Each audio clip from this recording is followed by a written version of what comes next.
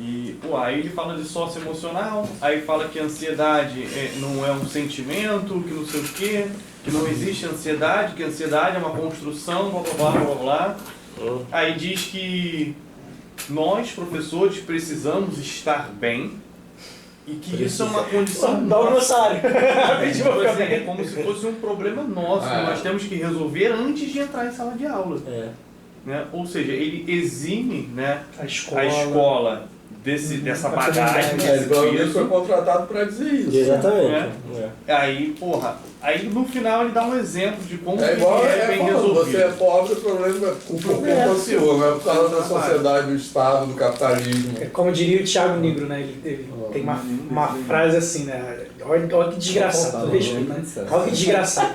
Não existe pobreza que sobreviva a 14 horas de carteira assinada.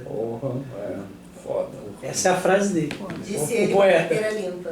Exatamente. Diz ele nunca tendo trabalho na vida. É outra coisa que tem aparecido para vocês também.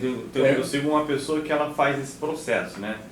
Então ela pega um deputado que... Esse tá gravando. Tá, fala. Ela pega um deputado que falou alguma coisa, não. Acabou. Depois disso acabou. Qualquer outra coisa que ele fale, o discurso dela. Entendeu? Porque, uma vez perguntaram pra ele, e se você voltasse do zero, como é que você faria? Né? Aí ele falei, vou fazer assim, vou fazer assado, vou fazer assim, vou fazer assado.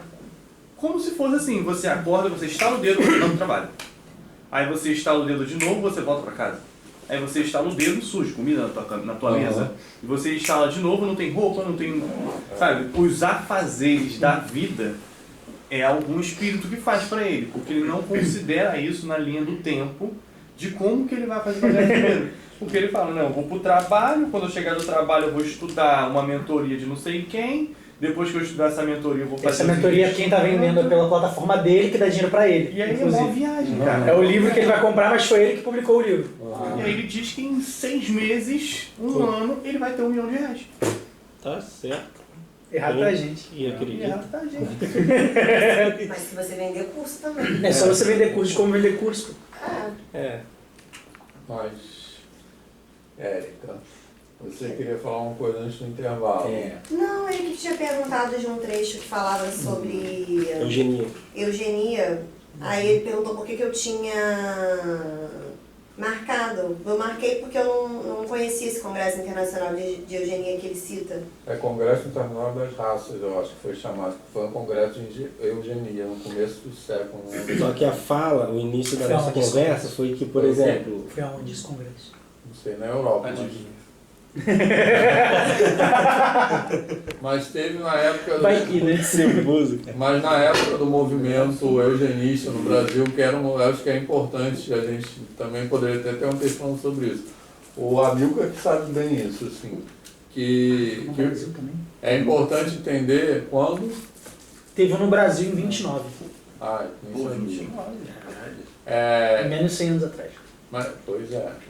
É importante entender que esse movimento eugenista não era uma coisa assim, era um movimento muito organizado e que tinha inclusive políticas públicas, tinha leis aprovadas, ou seja, isso é documentado inclusive no Congresso, assim, de leis aprovadas que tinham declarado esse objetivo, que o objetivo era, dentro de não sei quantos anos, transformar o Brasil num país branco.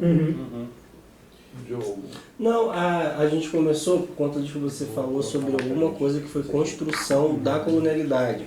Foi você ou foi ele? Foi ele, desculpa, Carlos. Eu? Pedro. Foi o Pedro que falou que alguma coisa foi construção do colonialismo. E aí eu perguntei a Érica sobre... Eu perguntei, a gente conversando aqui, né?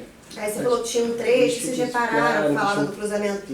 Eu marquei também porque eu achei que a forma como, né, ele colocou entre aspas o argumento, que ele fala, ele não fala que do jeito que está aqui, não diz que o problema é uma das raças, fala que o problema seria o que baixaria o nível mental e tudo mais, seria o cruzamento. Não necessariamente ele, no trecho, né, que ele pegou desse congresso, dizia que, olha, se misturar com pessoas negras vai ter um problema, né? Os cruzamentos entre raças diferentes baixam o nível psíquico e mental.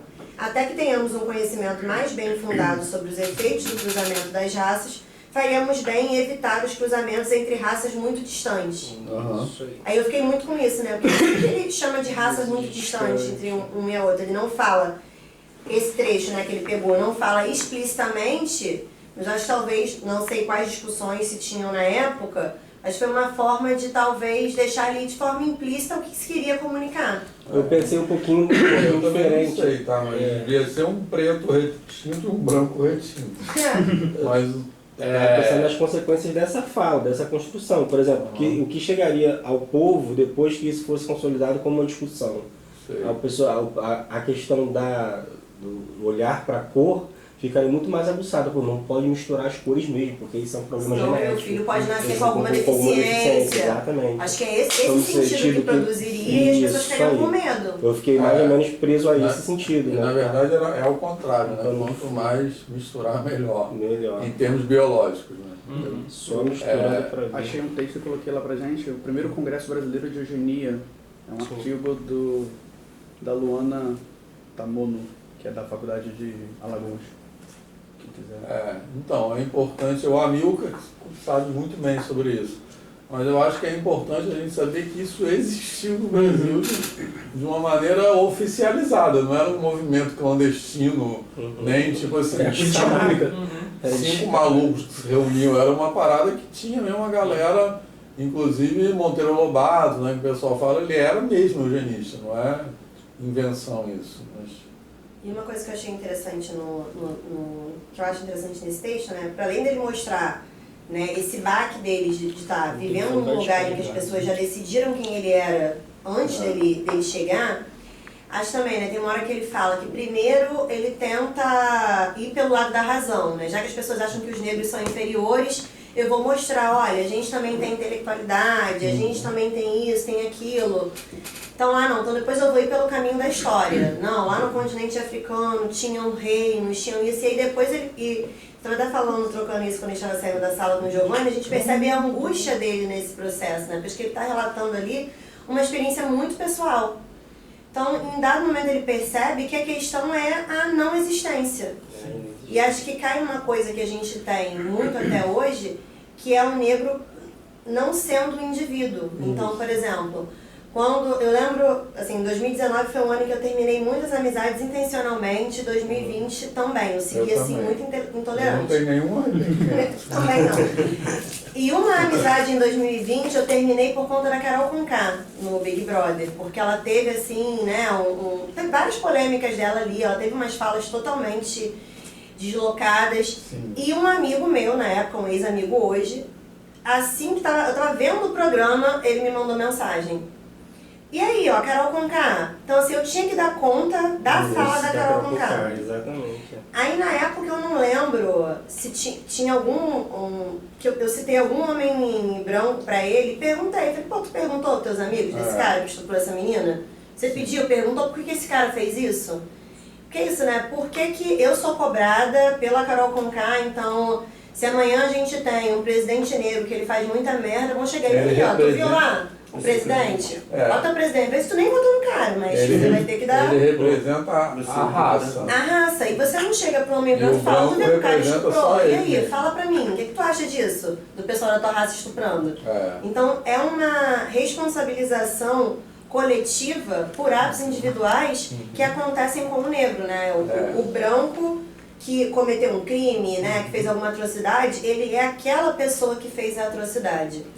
Aí o que acho que a discussão central desse capítulo é, né, o negro, ele é um negro, ele não é nem um homem negro e ele não é um ser individual, ele é o coletivo negro, acho que eu vou dizer negros, né, quando um negro comete algo que foge ao que a sociedade considera como correto, ou até que não seja correto, são negros fazendo aquilo. Ele cita explicitamente isso, né, do médico, né? Se o médico fez alguma coisa de errado... Exato, foi ele mesmo. O médico fazia uma coisa, o médico negro outra coisa. Agora, então, em relação aos cotistas, se um médico negro, cotista, fizer alguma besteira, acabou, tá vendo, ó? Por conta das cotas, mas teve um médico branco que estuprou várias mulheres. Hoje tem não se pensaram em impedir brancos de serem médicos. Entendeu? Aquele que estava em Tremembé, esqueci até o nome dele. Sim. Então, acho que é bem isso que a Érica falou. Tem dois aspectos dessa, que é, como ela disse, que é a discussão central desse capítulo. Um é essa de representar o coletivo, de desindividualização, e a outra de ser um ser humano, da desumanização, né? Assim, e que eles chamam de tratamentos de não existência, né? Assim, mas... Acho que está falando aí, não. Não, tem. Acho que tá E a outra... Desculpa. Não, rapidinho. E outra coisa que também na fala da Érica, que é de tentar argumentar, né? Que não adianta muito, né? Que a pessoa já está com aquilo. Aí eu queria recomendar esse argumento do... Porque assim como o negacionismo, né? O racismo é uma coisa entranhada muito... Não adianta você tentar convencer que a pessoa, por argumentos racionais, de história, de não sei o quê. Eu queria recomendar, que eu já falei, um episódio do Twilight Zone, que a gente falou sobre isso, que é, vocês sabem o que é o Twilight Zone? Além da imaginação. Uma série. Então tem um Além da Imaginação, a gente não falou sobre isso algum aula? Falou no texto do Nego Bispo, que a galera não pôde comparecer e tal. Isso, então, aí tem Episódio 3. tem o Além da Imaginação original, que é lá da década... Como escreve? Twilight? Twilight Zone, né? TWI. Tô mandando lá pro... Ah, tá. Então, tem o Além da Imaginação original da década de 50 e tem uma nova versão recente, nova temporada recente do Além da Imaginação, que é produzido pelo Jordan Peele, né? Todo mundo sabe quem é o Jordan Peele, que é o diretor de Corra, meu filme favorito. E ele produz, e os episódios, muitos episódios têm um cunho político, assim, e tem um que chama Rewind, né, que é rebobinar, que eu me lembrei, alguém descobriu isso. E ele, eu posso dar spoiler ou não? Pode. Pode, que eu acho que tem muito a ver isso com a Érica falou, que é o seguinte, que é assim, pode mesmo. Eu sou o tipo de pessoa que busca o final do filme pra ver se eu Pra saber se vale a pena ou não. assistir, né? Eu prefiro spoiler. Eu prefiro. Eu sou ansioso, eu prefiro spoiler. Não, eu sou ao contrário, eu odeio spoiler. De que Não eu vou lá no odeio finalzinho dar uma Ah, me dá olhada. spoiler de tudo, não me incomoda. Vou ver o nome já volta. Você fala. Final, prefiro me preparar. Ah, em sua defesa, é uma série de 2003. Então já deu tempo de assistir. Já deu tempo de assistir. Tem uma política dessa aí, né? Depois de tantos anos já não é mais spoiler. Já não é mais spoiler. Na sala de aula eu falo isso. Na sala de aula é proibido spoiler. Se der spoiler, perde ponto, porque é falta de respeito. Com respeito, você tá vendo. Mas eu acho que spoiler tem que prescrever depois de 20 Então, anos. O spoiler pra mim é até Não, o esse final do não ano. tem. Entendeu? Ou seja, Jesus Cristo morreu, nasceu, ressuscitou e tal, não sei o quê, não é mais spoiler. Isso é verdade. Darth Vader é o pai do Luke, também não é nenhum spoiler. Uhum. Faz parte, entendeu? Mas eu vou realmente beber uma água. Beleza. Cadê o Marquinhos dele? Ele falou que ele vai ter que ir embora. Ah, ele foi embora? Tá. Então, esse episódio é assim, porque tem a ver com isso que a Érica falou e tem a ver com uma outra coisa que ele fala no texto, que é a interiorização do racismo, né? Assim, que é esse negócio da pele, né, que ele fala, também tem a ver com isso, né, de você incorporar, e essa busca por embranquecimento vem disso, né, da incorporação do racismo e de uma culpabilização, né, assim. Então, nesse episódio é assim, é uma mãe e um filho negros que estão viajando de carro e porque o filho, vai entrar na faculdade, que é aquele esquema lá dos Estados Unidos, né? Que frequentemente as pessoas vão para outra cidade, né? Sabe como é que é aquele esquema de faculdade? Que as pessoas aplicam. E o filho foi aceito numa faculdade e a mãe tá numa estrada com o filho indo levar para a faculdade. E aí, não sei o que acontece, que eles são parados por um policial branco. E, enfim, aí tem lá, não me lembro direito porquê, eu sei que eles são parados por um policial branco e no fim tem o negócio começa a piorar, né, a discussão, e no final o policial mata o menino, o rapaz que tá indo pra... É muito emocionante esse episódio. Posso contar o final mesmo? Pode Pode. ser. Beleza, aí ele mata o garoto. Aí também não lembro direito como. Eu sei que tem, por isso chama rewind, né, que é rebobinar. Que eles têm uma câmera. E a mãe descobre que essa câmera, se você rebobinar, ela volta no tempo. Que é um episódio além da imaginação, né? É tipo Black Mirror, né? Cada episódio é uma história. Sim, cada episódio é uma história, exatamente. Só que são coisas mais sobrenaturais, assim. Black Mirror é mais tecnologia. Mas cada episódio é uma história. E aí ela rebobina. Aí volta no tempo. Aí qual é a questão? Aí acontece isso várias vezes. E todas as vezes... Não acabou ainda. Tá. E todas as vezes o policial sempre mata o menino. Só que aí eles ficam tentando fazer coisas diferentes. Tipo assim, porque na primeira vez a mãe briga com o policial, aí o policial fica puto e mata o menino. Aí na segunda vez ela tenta ser gentil. Aí, enfim, eles tentam várias estratégias diferentes que é, assim, que o que ele quer dizer é isso, né? É a interiorização da responsabilidade, né? Assim. Então ela tenta fazer coisas diferentes e no final o policial sempre mata o menino, assim. Por mais que elas sejam não agressivos, não sei o quê, e acaba assim, aí no final ela consegue que o policial não mate o menino. Mas aí é quando ela consegue a ajuda, ela consegue um monte de pessoas negras se juntarem, assim. Também não lembro como que acontece, porque eu já vi há muito tempo. Mas vale muito a pena ver. A única maneira que ela consegue do policial não matar o menino é quando junta um monte de pessoas negras e formam tipo uma barreira, assim, sabe? Aí o policial meio fica com medo e vai embora. E a última cena é o menino chegando na faculdade, assim.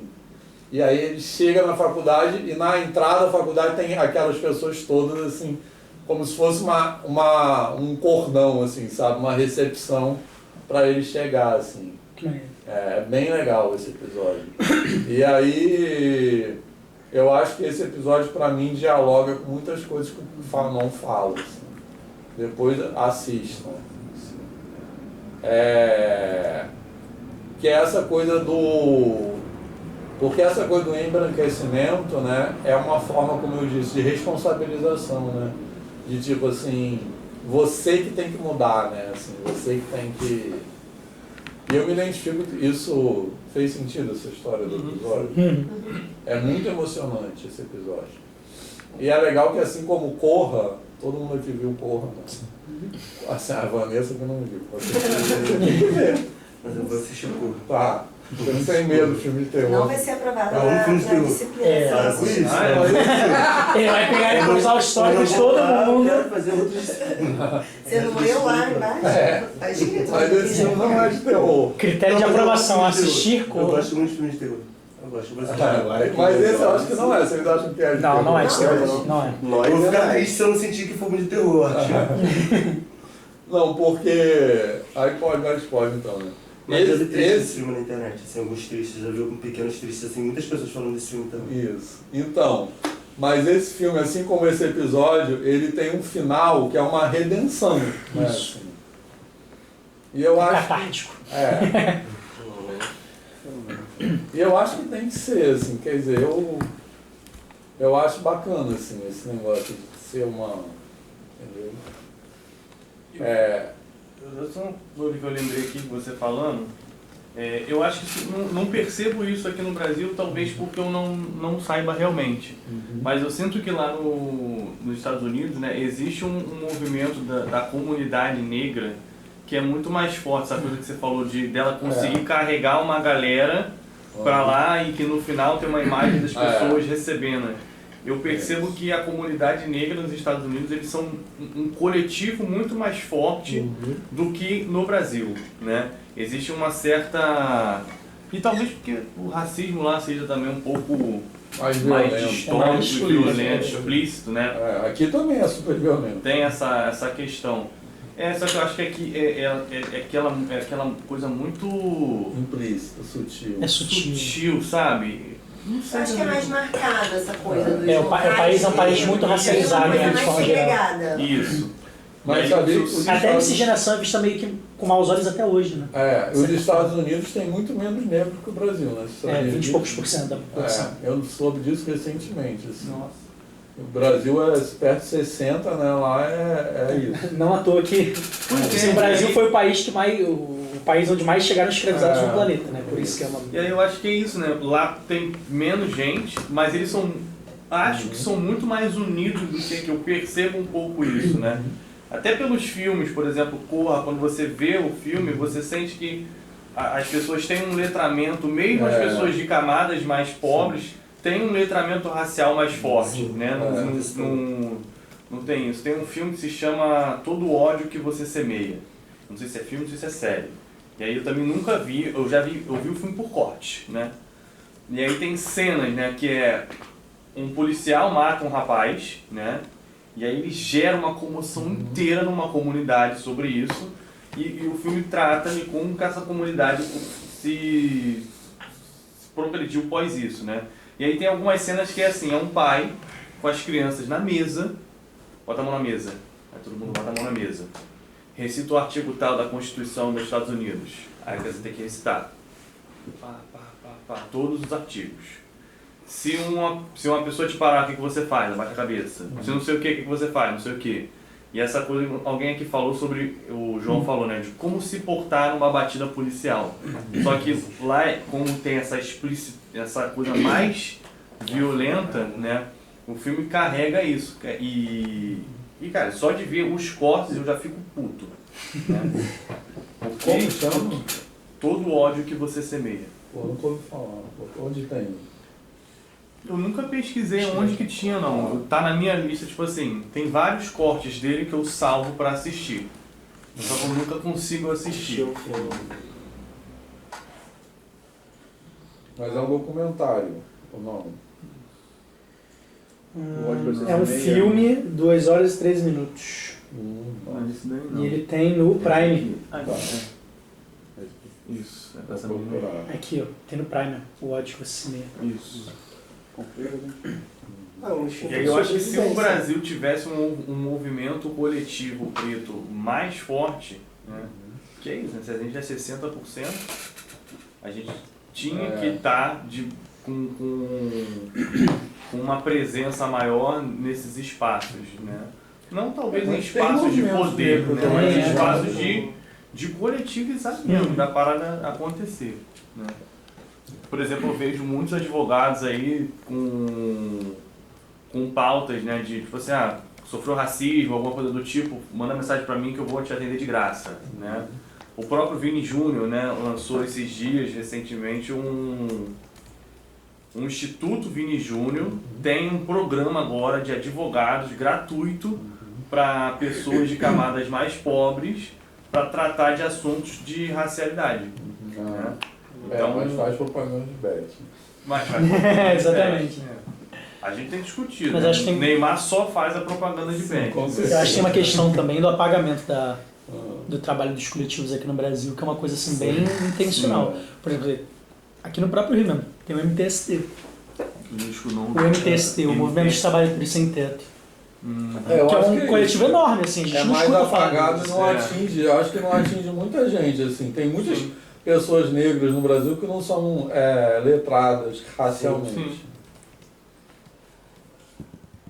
Eu vejo pela minha própria família. Se tu perguntar alguma coisa, minha avó, por exemplo, minha avó até hoje, né, mesmo a gente batendo ponto aí, vó, tá errado, até hoje ela fala do meu cabelo.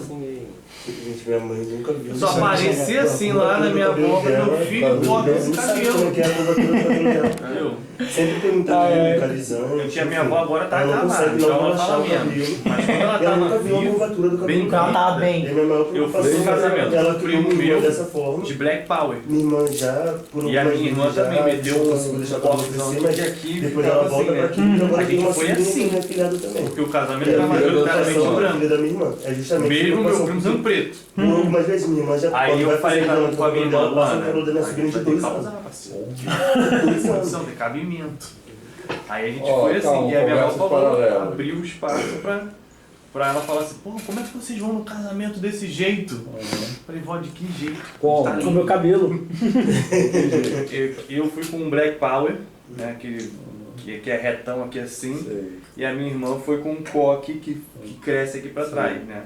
Num casamento que era majoritariamente branco, né? Porque meu primo é evangélico. Mesmo e ele aí? sendo preto, a maioria dos padrinhos dele são brancos, né, da igreja dele lá. E aí, vocês causaram impacto lá? É, porque a gente é o único casal de padrinhos pretos, né? E a gente só foi chamado porque é primo, né? Que ele não escuta nenhum conselho nosso. Ah, O restante da festa tudo meio padrãozão, né? E aí a minha avó abrindo a boca, né, pra falar Pra que falar isso de não vocês. estava adequado ao casamento. agora fala isso, depoimento. Não, que eu tava falando um pouco da minha experiência, assim, né, com a minha família, em relação a essa questão de como a gente vem se enxergando mesmo, né?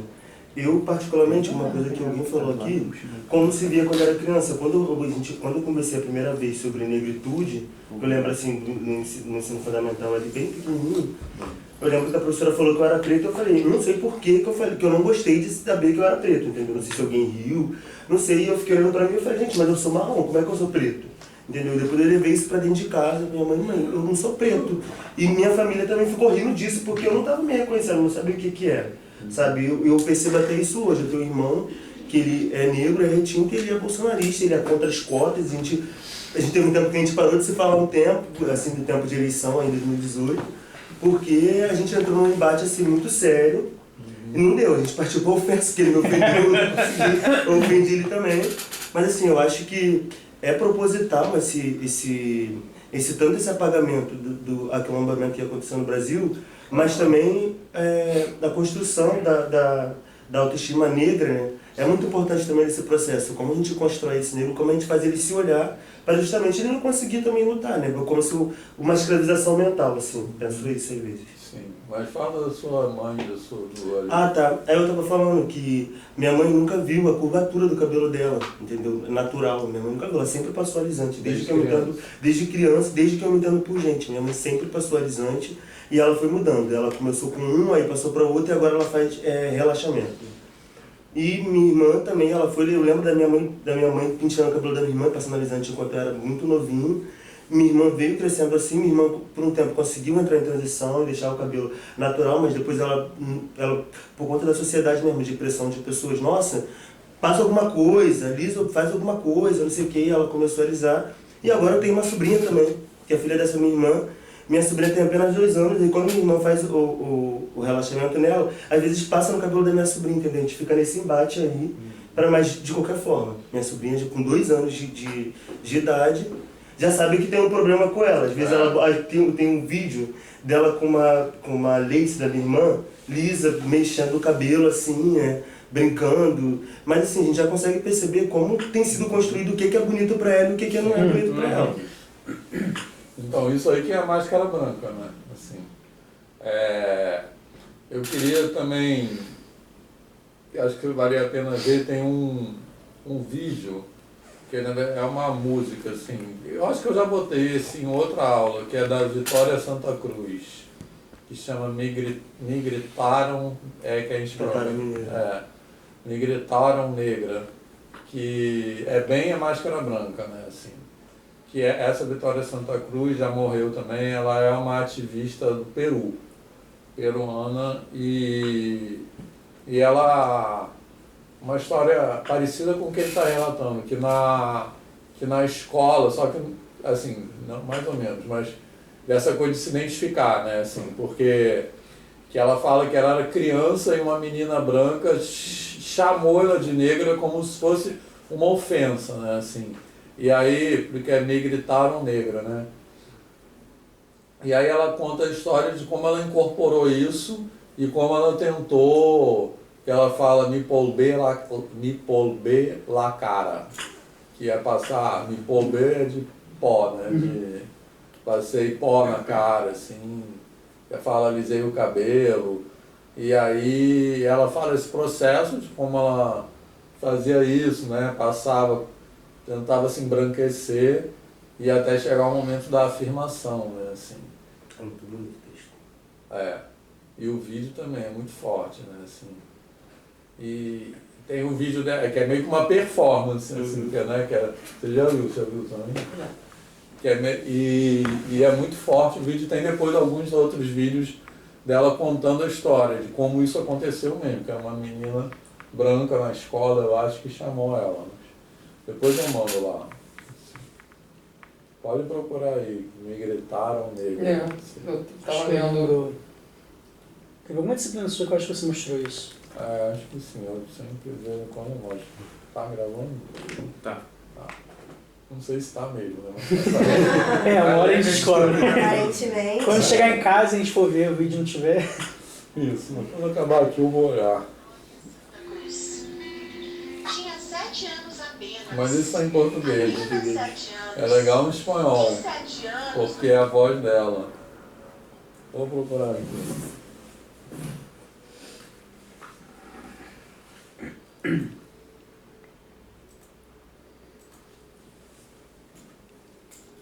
Ana Paula sugeriu